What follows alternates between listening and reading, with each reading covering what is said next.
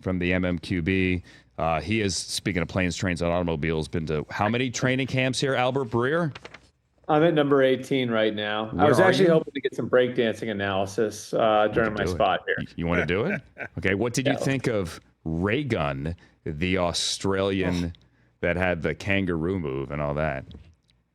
Your thoughts? I mean, I actually just sort of caught what I caught, like while I was, at my kid's birthday party, looked up and like, oh my God, there it is. You know what I mean? I think there was like karate or something happening at the same time. So I didn't get to fully appreciate it or experience it, but I will say, as a child of the 80s, I can't be against it, right?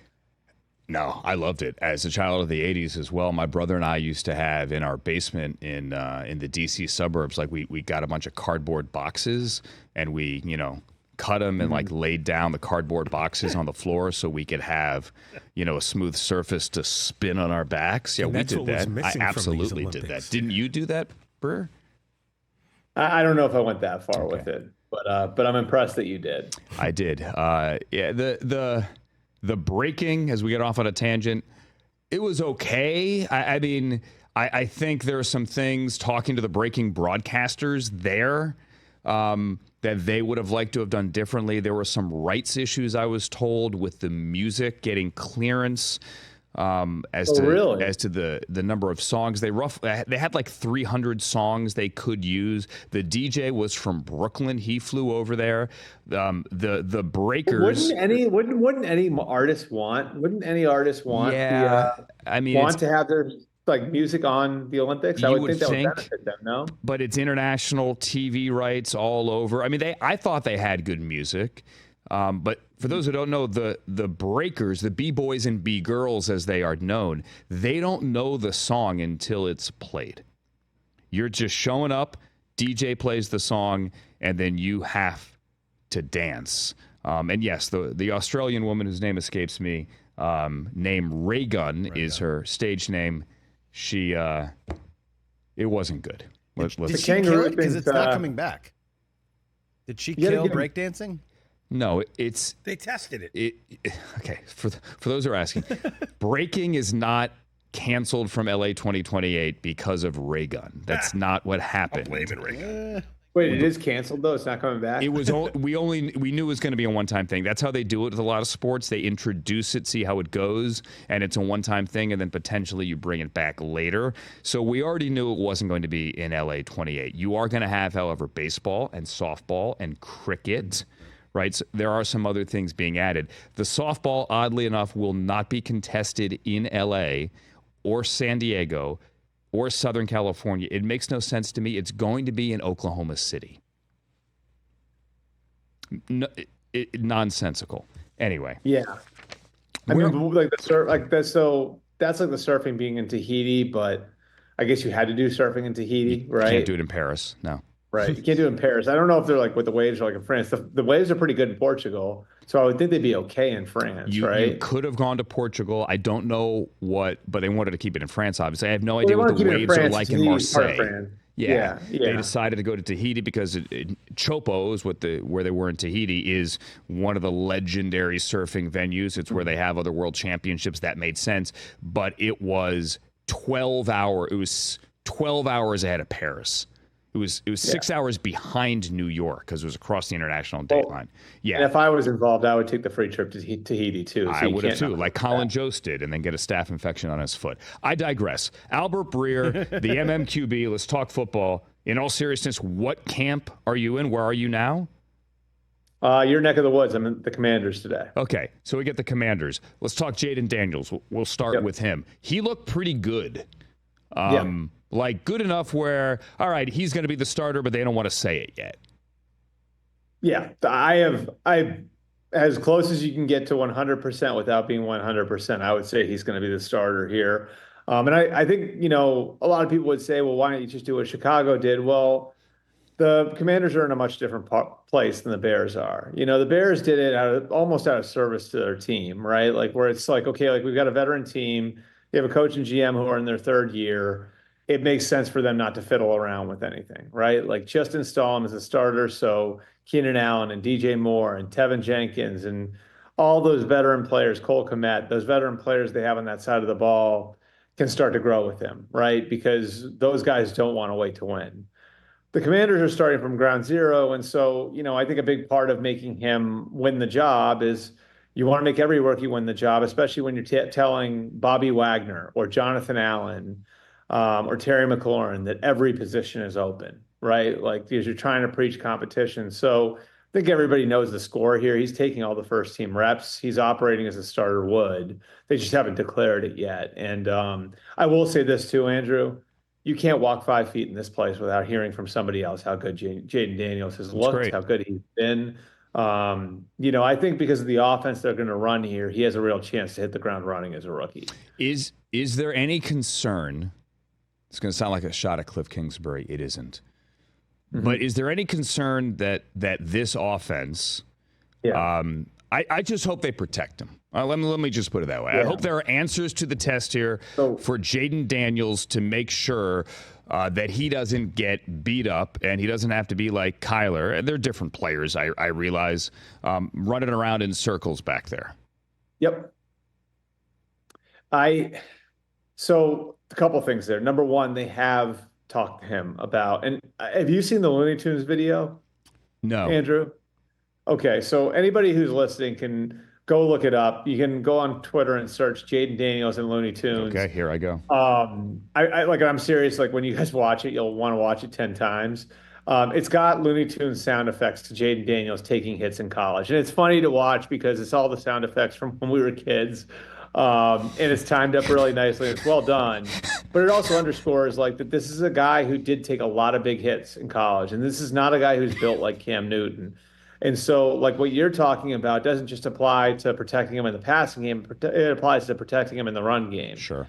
And he barely ever got hurt in college, so that's to his credit. But you add one thing to the other, the build to the amount of damage he's typically taken, and it was a real concern not just for the Commanders, but for every team that was evaluating Jayden Daniels, going into the draft in April. And so that's something they're very much going to have to address. They've got issues at tackle.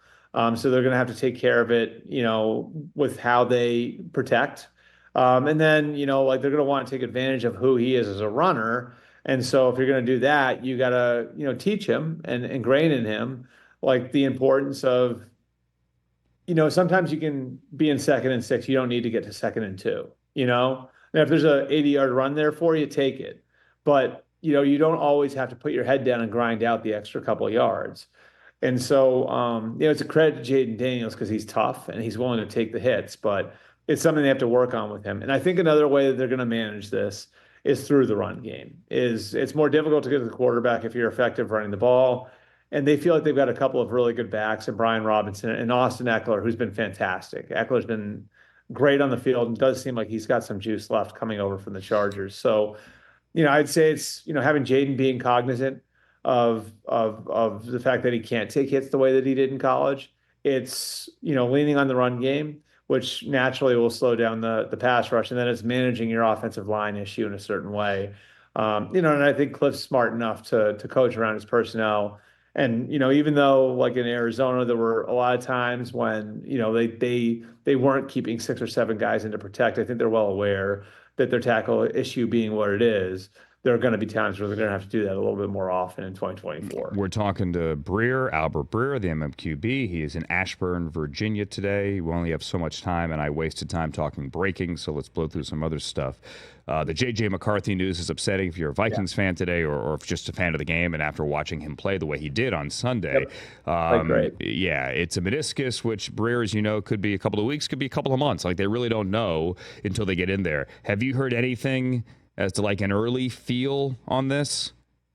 Yeah, it's hard to tell until they get in there. Obviously he has, he reported the knee soreness after the game. And, again, these things can be, like you said, 5 weeks or 5 months, and you don't know until you go in there. And so, certainly they're concerned and they've been impressed. I was with Kevin O'Connell last week and he told me that both McCarthy and Sam Darnold are ahead of where they were. Now, I think the good news is that like this wasn't a team like the Bears or the Commanders that's hanging their hat on the rookie starting. They really felt like, was based on the way that Sam Darnold has played and what he's shown in practice in April and May and June and then into training camp, that they've got real flexibility to sit JJ McCarthy if they want to. So, I think the fallout from this is, even if it is a shorter term injury, that this probably makes it more difficult for them to play McCarthy as a rookie, which is okay. Because we've seen guys benefit from that. Patrick Mahomes benefited from it. Jordan Love benefited from it. So the idea of him getting to sit for a year, something they've contemplated already, and something that probably becomes a little bit more likely now. And by the way, guys, like I would not give up on Sam Darnold as a starting quarterback in the league. He was the third pick in the draft, same draft as Baker Mayfield. We saw what happened with Baker. Gino's a great example of this too. I really think that like the ability he had to sort of reset, after leaving the Jets. If you go back, and I'd implore anybody who's a Vikings fan or a fan of any other team to go back and look. Go back and look at the Niners-Ravens game from last year. It was a blowout. The Ravens won by 1 million. But the fourth quarter of that game, Sam Darnold got in and looked like a different player. And again, I know it's the fourth quarter of a blowout. Got it. But he was playing faster. He was playing on time. It really looked like he had built something that he didn't have when he was in New York. And it's a part of why the Vikings signed him. And they see a guy who's playing a different game now, that he's had some of that time to sit and reflect and learn and develop at a little bit of a slower pace. Albert, let's try to make sense of the Haason Reddick thing here. There's a lot to unpack, but just tell me this, from what you understand, when they did the deal to get him from Philly, and remember the moving parts, everyone at home, Bryce Huff had been signed by the Eagles, younger, they gave him a nice bag, Haason Reddick getting older, wants to get paid, all that. Did the Jets have an understanding that either A, they would give him a new deal, or B, that he wouldn't show up without one? Because you would hope that conversation was had. Yeah, it was addressed. Obviously, it wasn't addressed to a satisfactory level. And I think there was confidence on both sides that they'd be able to work something out. And obviously, that hasn't happened. And I think what's important to look at here, Andrew, is that this is a guy who's been a really good player for a very long time, who's now in his 30s, who has never scored that massive deal. So I think to some degree, because of that, he's always been chasing it. Now, that's not saying he hasn't gotten rich. He has. He's made a lot of money, should be set for life, all of that. But, a lot of times with guys like this, if you haven't been compensated the way you think you think you should be compensated, then you become a little bit more militant about getting what you feel like you're worth. And one of the tricky things about the way pass rushers are played is there's these huge gaps, right? So Bryce Huff, who I think is going to be a double-digit sack guy for the Eagles, who the Jets thought was their most natural pass rusher last year, right, gets $17 million per. Meanwhile, Danielle Hunter is making $29 million per in Houston, and Nick Bosa is making $34 million per in San Francisco. So I'm not saying that Haason Reddick is Hunter, or certainly he's not Bosa, but it's probably hard for him to swallow, like, the idea that he's less than half of what those guys are monetarily. So now what sort of raise are we talking about, right? And this is the nitty-gritty stuff that I think could have been addressed and probably should have been addressed more aggressively. But when you're looking to get a deal done at that time of year, sometimes it can't be addressed. And, again, I think, a lot of this is a product of where the market went. And I think it's certainly fair to put some blame on the Jets here for not foreseeing the problem based on the deals that were already out there for other players. Yeah, and the market obviously gets in everyone's heads as well. It should, And to your point, just think about it, Andrew. Like that's the thing is, just think about that, right? Like, if I'm Haason Reddick and I feel like I've been underpaid for the balance of my career, I'm not looking at Bryce Huff's deal. I'm looking at Nick Bosa's deal, and I'm saying, okay, like maybe I'm not Nick Bosa, but am I 50% of them? Yes. Am I 60% of them? Yes. And start to do that math. You know what I mean? Like, because if you're that player, that's the way that you're going to be thinking about it. And you're probably going to look at it at what, 14 and change, I think is the number. I don't have it in front of him now, and be like, I'm making like 40% of the top of the market. What are we even talking about here? I'm not worth more, So it'll be interesting to see like how they find some middle ground here, especially if they're not willing to add years to the deal. And it's the same thing. It's not the same thing. But you look at the market, if you're Brandon Ayuk, if you're CeeDee Lamb, and you see what Justin Jefferson got, or you see what A.J. Brown got at 32.5. You see the Tyreek, they kind of fudged the numbers a little bit there, but he was, that massive deal. He was never going to see the 45 next year. He's going to make 19 in cash this year. And everyone says, look at the market. Let's get my thing done. Real quick, I want to get to the Guardian cap. Jonathan Taylor wore one. A number of Colts wore one. We saw one of the Steelers game as well last week. I was sitting with Tyler Lockett yesterday. Thoughtful guy.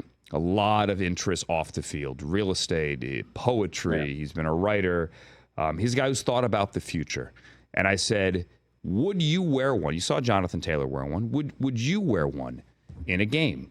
Regular season. And he's like, I don't know. I haven't really thought about it. I mean, if they make me, then I guess. And that kind of surprised me because I thought he might be one of those guys that said, yeah, you know what? I would. Albert, do you think we will see them in the regular season? I think we'll see some. I don't know about a lot. I have heard, so there are a couple things I've heard from a comfort standpoint that like some players feel like you get like hot underneath them, believe it or not, and that it does add some weight to your helmet. So, in a game where speed is at a premium, I think that that's part of the equation for players.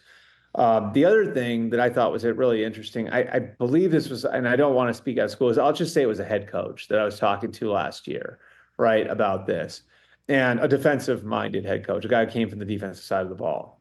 And he said what he was worried about was these guys wearing them in practice and then developing a false sense of security when they may be leading with their head in certain plays, and then that false sense of security carrying over into games. And I circled back with him, and he said he did see it happen, like where guys were using their heads a little bit more aggressively because in camp they were less worried about it. And camp's really kind of like when you build your habits back up. So it's not perfect, right? But, I do think there are certain players that are going to look at this and say, it's worth it. And, I think back to, you remember Mark Kelso? Sure. And Mark Kelso, if you go back and you look at pictures of him, the old Bills safety, he had like kind of this foam head, right? Mm-hmm. And then I think Steve Wallace, who was a great tackle for the Niners back in the day, I think he wore one too, right? And so there were a number of guys back then when we were kids that were wearing them. And my guess would be this year, that's probably what you see, where you'll see it, it'll look weird, and not enough players are wearing it for it to like kind of normalize. But I think you will see those cases, and maybe in particular with guys who've had concussion issues. So yes, I think we'll see some of it. Do I think it's going to be widespread? No, because I don't know how many guys are convinced that it's going to be a huge difference maker. And NFL football has played so much on the margins with just that little bit making the difference between you and the next guy, where guys are going to think if it affects my performance in any way, then I'm not doing it. Yeah, I'm with you. I think we'll see a few. I do think, though, that with each passing year, you'll see more, but it just takes a few to start it. And then maybe we'll see where it goes. And look, like it's a hard thing for players, Yeah. Like the personal comfort thing's a hard thing. I think the competitive part of it is too, I guess it's like the Dion thing, right? What is it? Look good, feel good, play good, right? Totally. Like, yeah.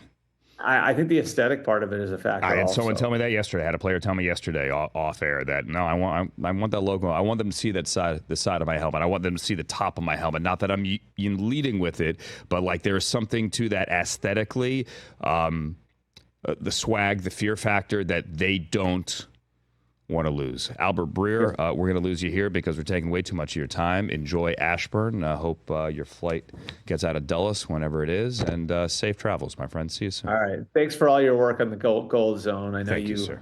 You're a good American. You did a great service for all of us. I'm like LeBron, George Washington, front of the boat with the flag. No, they did the work. I just yelled at TVs, but I appreciate you. Catch the Rich Eisen Show every single day on the Roku channel, 12 to 3 Eastern, for free.